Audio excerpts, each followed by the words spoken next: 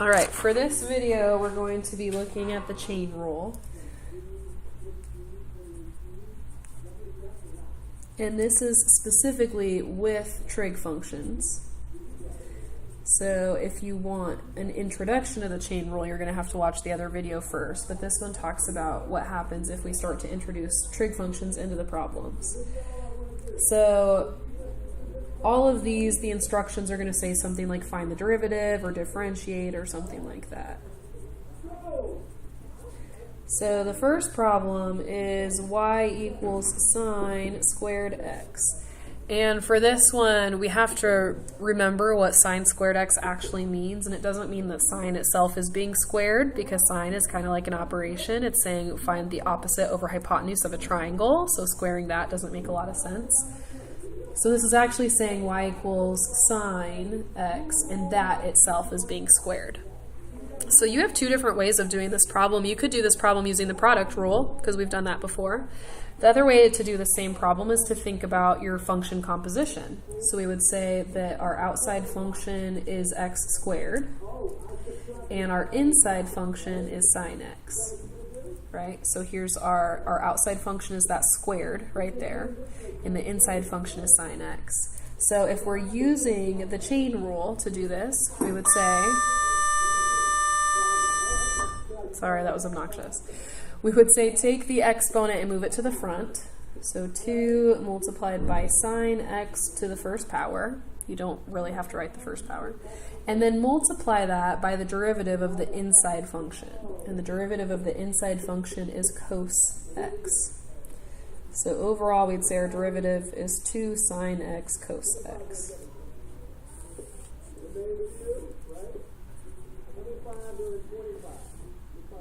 All right, next, we're going to look at what if we are using the function y equals sine and the angle happens to be x squared.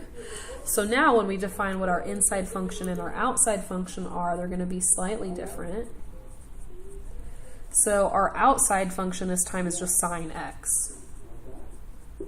And this time our inside function is the angle. So that's x squared is the inside function. So this is where we start to see that trig functions could be a little different, because we're talking about sine x being the outside function.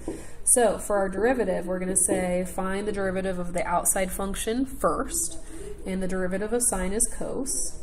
And since we have not found the derivative of the inside yet, we keep the inside the same.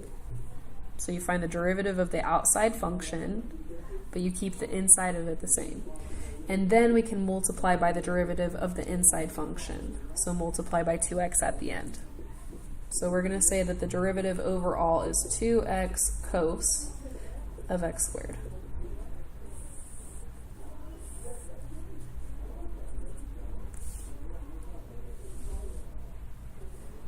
All right, next we're going to look at y equals tan squared of 3x. And this one is kind of interesting. Hopefully you'll see that. Let's go ahead and rewrite it, and then maybe you'll see what is interesting about this problem. So we have tan of 3x, and that thing is being squared. So if you look at this, we kind of have like two outside functions. If we're looking at this one, this is going to be the composition of 3 different functions. So our very outside function is x squared. It's this whole thing being squared. That's the very outside. Inside of that, you have tan of x. So you're taking tan of x, you're plugging it in for x squared, and you're getting tan squared. But inside of that, you have an angle that is 3x. So 3x is being plugged into the x for tan, and then tan of 3x is being plugged into x squared. So this one is kind of like a double chain rule, and that's why you ultimately call it the chain rules, because you can do infinitely many steps with this. I'm not going to require you to do like a 27-step chain rule, but it's possible. So we're going to keep going with this chain. So we're going to say first I'm going to take the derivative of the outside function. So the derivative, and I'm looking at this one, so the derivative of the outside is going to be 2 multiplied by this stuff. So I'm keeping the inside exactly the same. So that's my derivative of the outside function. And then for me to multiply by the derivative of the inside, that's going to be a second chain rule. So now the derivative of tan of 3x, the derivative of tangent is secant squared. So now I'm going to say secant squared of 3x. So that's the derivative of tangent. Now I can do the derivative of the very inside, which was the derivative of 3x, which is 3. So I did the outside first, and then when I was saying the derivative of the inside, that happened to be the outside of a different function. So then I said, okay, I'll do the derivative of the outside first, keep the inside the same. And then I was able to say, okay, now do the actual derivative of the inside and get 3.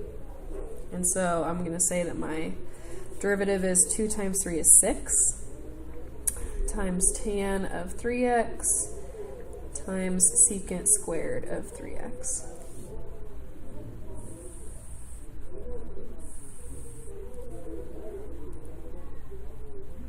All right, and we're going to do one last one.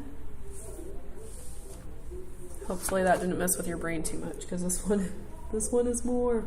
So for the last one, we're going to say y equals secant of 2x plus 1 times sine of x squared.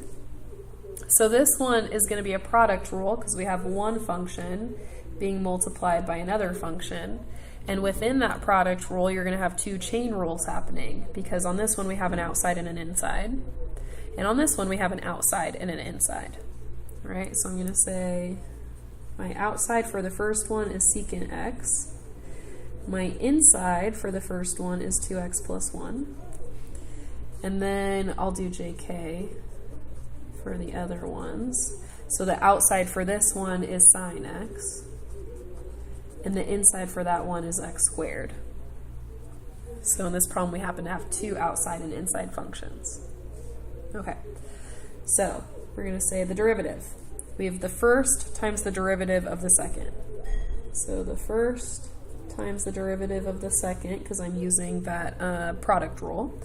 And the derivative of the second one uses the chain rule. So I know that I have to do the derivative of the outside, which is the derivative of sine, and that's cos.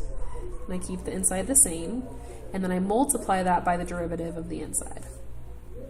So first times the derivative of the second plus the second times the derivative of the first.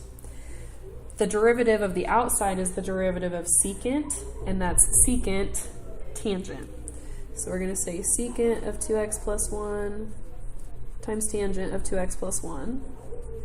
And once we do the derivative of the outside, we can do the derivative of the inside, which is just 2. Whew. Okay, I'm going to simplify this. So I've got a 2x in the front, and then I've got secant 2x plus 1 times cos of x squared, plus I've got this 2 that's going to go in the front, sine of x squared times secant of 2x plus 1 times tangent of 2x plus 1. And that is the whole messy derivative for that one. So it is possible, once we learn all these different rules and shortcuts, it is possible for us to combine them. So this was a combination of product rule and chain rule. This was a combination of a chain rule with another chain rule. That was just a chain rule. This one we said could have been done with the chain rule or the product rule. And so that's what is going to start to make these more difficult, is you're going to have to recognize, ooh, that looks like a product rule, but also a chain rule at the same time. So you want to make sure that you watch out for that. It's not necessarily just one or the other.